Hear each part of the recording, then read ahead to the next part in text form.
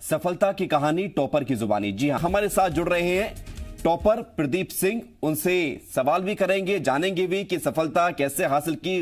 बहुत स्वागत है आपका प्रदीप, और बहुत बधाई आपको। इतनी बड़ी आपने परीक्षा दी है और उसमें पूरे हिंदुस्तान में टॉप किया है, ये कोई छोटी बात नहीं होती है। प्रदीप, क्या कहना चाहेंगे इस मौके पर? जी बहुत बहुत धन्यवाद। लेकिन मैं आपको थोड़ा करेक्ट करना चाहूंगा, मेरी ऑल इंडिया रैंक 26 है जी, और जो फर्स्ट रैंक है उनका नाम भी प्रदीप सिंह है, तो इसलिए ये सबको मिस्टेक हो रहा है थोड़ा थोड़ा। लेकिन मेरी ऑल इंडिया रैंक 26 है, 26, और लास्ट ईयर 93 थी। कोई बात नहीं, 26 भी कोई आसान थोड़ी ना होता है। आप स्पेशल 26 में हैं, और 26 में अगर आपने पूरे देश भर में 26वीं रैंक हासिल की है तो ये भी कोई छोटी बात नहीं है। प्रदीप, अब बात करते हैं कि इसकी प्रिपरेशन कैसी हुई, क्योंकि हर कोई जानना ही चाहता है कि इस परीक्षा में जाने के लिए एक बड़ा मजबूत हौसले के साथ साथ आपको टाइम भी देना होता है। और अब तो लोग ये भी कहते हैं कि रिस्क फैक्टर भी होता है। हो गया तो ठीक, या तो अधिकारी या फिर नीचे बिल्कुल खत्म से हो जाते हैं। क्या ऐसा है वाकई में? जी, आप जब पहले प्रश्न का जवाब तो ये है कि मेहनत बहुत लगती है। मैं स्कूल टाइम से मैंने ये सोचा था कि मैं ये करूंगा, और तब से ही मैं प्रिपरेशन कर रहा हूँ। कॉलेज टाइम में भी मैंने इसको पूरा टाइम डिवोट किया, और लास्ट ईयर जब 93 रैंक आई तब मुझे लगा कि शायद सिविल सर्विसेज परीक्षा की मेरी जर्नी समाप्त हुई और अब मैं कुछ पॉजिटिव चेंज लाने के लिए कंट्रीब्यूट कर पाऊंगा। लेकिन तब जब सर्विस एलोकेशन आया तो मैं 92 रैंक पे आईएएस क्लोज हुआ, और मेरी रैंक 93 थी। तो मैं एक रैंक से लास्ट ईयर मैंने आईएएस मिस कर दिया। ऑल्दो मुझे आईएएस सर्विस मिलने के लिए भी बहुत खुशी थी, पर मेरा मकसद आईएएस था, इसलिए मैंने दोबारा एग्जाम दी। और दोबारा एग्जाम देने पे मुझे पिछली बार से ज्यादा मेहनत करनी पड़ी, क्योंकि मुझे अपनी रैंक इंप्रूव करनी थी। और आपके दूसरे सवाल का जवाब कि हाँ, रिस्क तो होता है, क्योंकि आप ये पूरी एक साल भर चलने वाली एग्जाम है। तो यदि आप किसी भी स्टेज पे आपका सिलेक्शन नहीं होता है, प्रीलिम्स में, मेंस में या फिर इंटरव्यू में, तो आप एग्जाम से बाहर हो जाते हैं और आपको दोबारा अटेम्प्ट देना होता है। तो रिस्क है, लेकिन इसमें ये नहीं है कि अगर आप अनसक्सेसफुल हुए तो आपको कुछ हासिल नहीं हुआ। आपको जो नॉलेज हासिल होता है, जो प्रिपरेशन से आपको एक्सपीरियंस मिलता है, और जो चीजें सीखने को मिलती है, वो आपका आगे जीवन में भी काफी कंट्रीब्यूट करती हैं। तो इससे सीखने को ये मिलता है कि अगर आप मेहनत करेंगे तो रिजल्ट पॉजिटिव आएगा, और यदि नहीं आएगा तो हो सकता है कि आपके लिए कुछ और अच्छी चीजें वेट कर रही हों। तो जिनका नहीं हुआ है उनको भी हताश नहीं होना चाहिए। ये बात बिल्कुल ठीक कही है आपने। लेकिन प्रदीप जी, अब बात करते हैं तैयारी की। कितना वक्त लगा आपको? क्योंकि आप पहले भी तैयारी कर चुके हैं। 93 आपकी पिछली बार की रैंक थी, इस बार आपने 26 रैंक हासिल की है, लेकिन एक लंबा फासला आपने तय किया है। लगभग कितना समय लगता है?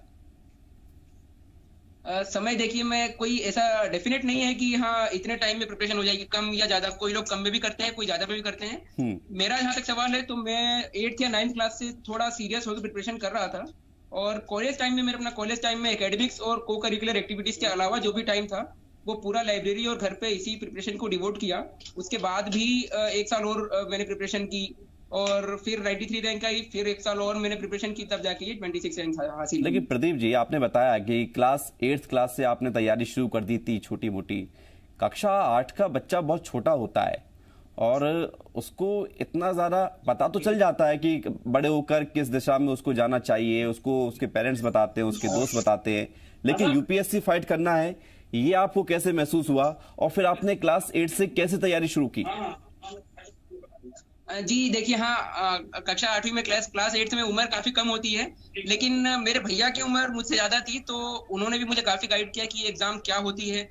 फिर मैं जो मैगजीन्स पढ़ता था कॉम्पिटिटिव एग्जाम्स की, उससे भी मुझे थोड़ा थोड़ा आइडिया हुआ कि एग्जाम क्या होती है। और तो मुझे सर्विसेज का पूरा नहीं पता था कि कितनी सर्विसेज होती हैं, आईएएस के अलावा भी दूसरी सर्विसेज होती हैं, एग्जाम का पूरा पैटर्न क्या है वो नहीं पता था। लेकिन हाँ, जनरल नॉलेज और जनरल अवेयरनेस से रिलेटेड जो चीजें हैं, मुझे ये पता था कि वो चीजें अगर मैं पढ़ूंगा तो जरूर इसमें एग्जाम की प्रिपरेशन में मुझे काफी मदद मिलेगी जी।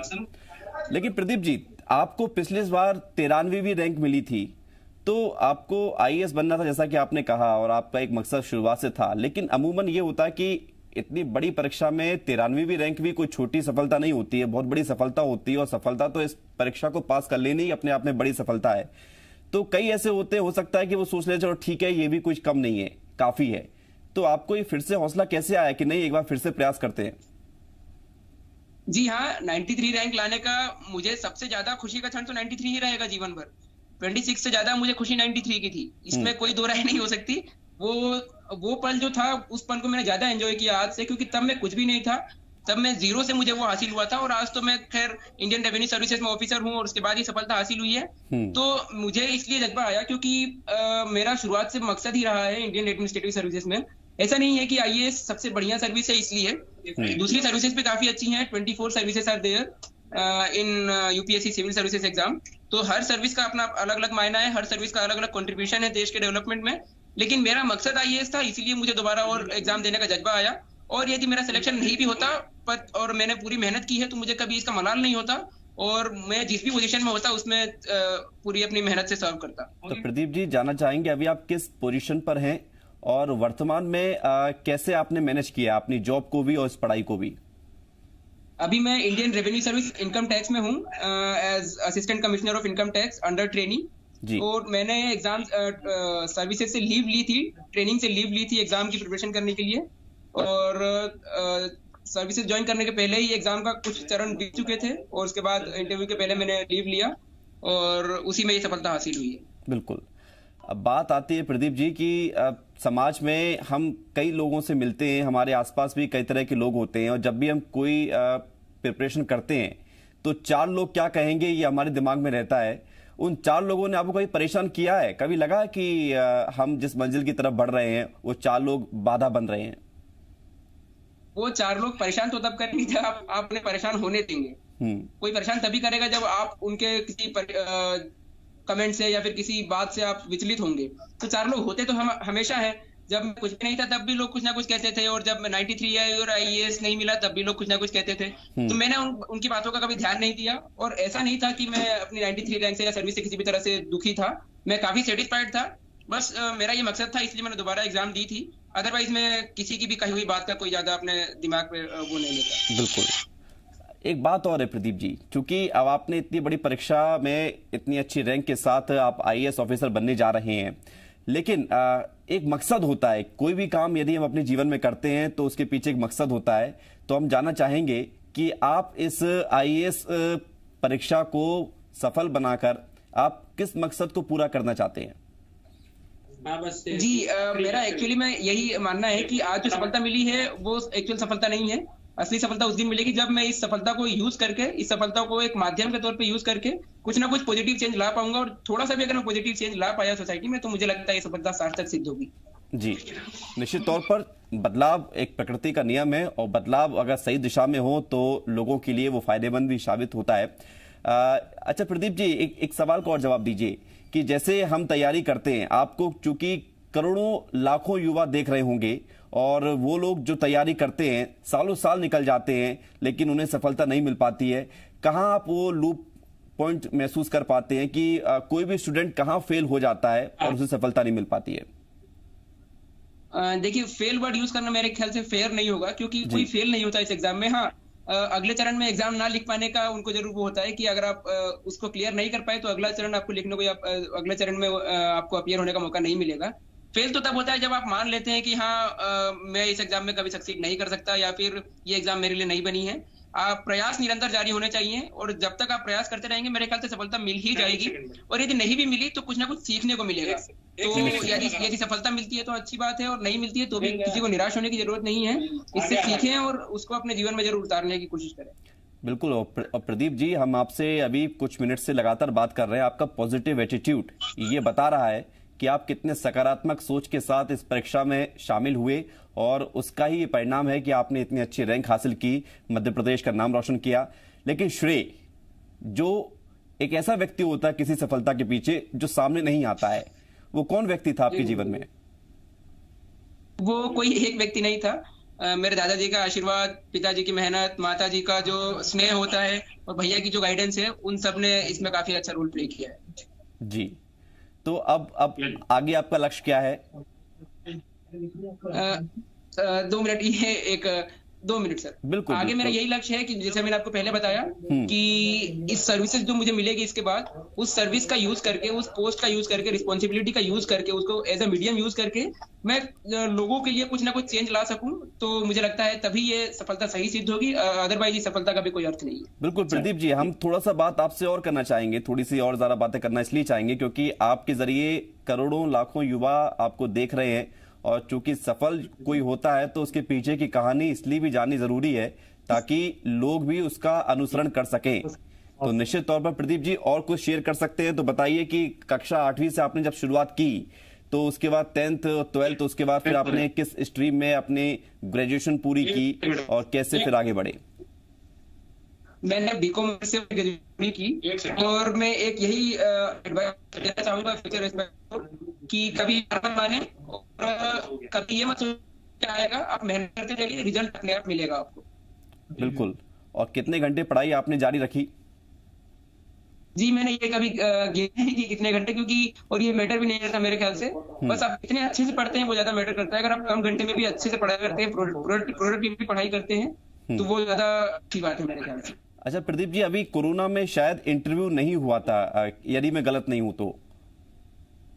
जी एक्चुअली मेरा इंटरव्यू 20 मार्च को था, 20 मार्च को। उसके बाद से ही आगे इंटरव्यू सारे पोस्ट थे और वो इंटरव्यू अभी जुलाई के लास्ट में कंडक्ट हुए और उसका रिजल्ट भी आया है। तो कोरोना के कारण पोस्टपोन हुए थे कुछ इंटरव्यूज। तो प्रदीप जी, आपसे इंटरव्यू में कौन सा सवाल पूछा गया था? क्योंकि कई ऐसे हम लोग देखते रहते हैं वेबसाइट के माध्यम से, कई ऐसे टेक्निकल क्वेश्चंस पूछे जाते हैं, ऐसे सवाल पूछे जाते हैं जिनके जवाब तो आसान होते हैं लेकिन सोचना मजबूर कर देता है कि आखिर इसके पीछे क्या वजह होगी। तो कोई ऐसा सवाल जो आपसे पूछा गया हो? इंटरव्यू में काफी तरह के सवाल पूछे गए थे मेरे कॉमर्स बैकग्राउंड से, कोरोना का वर्ल्ड इकोनॉमी को, इंडियन इकोनॉमी को इम्पैक्ट, कोरोना में गवर्नमेंट ने जो मेजर्स लिए हैं वो कितने और कौन से मेजर्स लेने चाहिए। इंडियन रेवेन्यू सर्विस काफी इंटरेस्टिंग सवाल थे। मेरा 25 साल का पैनल था तो उन्होंने काफी इंडियन रेवेन्यू सर्विसेज से रिलेटेड मुझे क्वेश्चन पूछे, काफी ट्रिकी क्वेश्चन भी पूछे जिनका मैंने मेरे ख्याल से सही जवाब दिया और धैर्यपूर्वक जवाब दिया, जिसका मुझे लगता है कि पॉजिटिव इम्पैक्ट होगा इंटरव्यू पे। बिल्कुल। एक आखिरी सवाल प्रदीप आपसे, और जानना चाहेंगे आपसे कि आप उन लोगों को क्या टिप्स देंगे जो यूपीएससी एग्जाम को प्रिपेयर करने की कोशिश कर रहे हैं, उसमें सफल होना चाहते हैं, आखिर वो ऐसा क्या करें? क्या वो गुरु मंत्र है आपके द्वारा समझना चाहेंगे?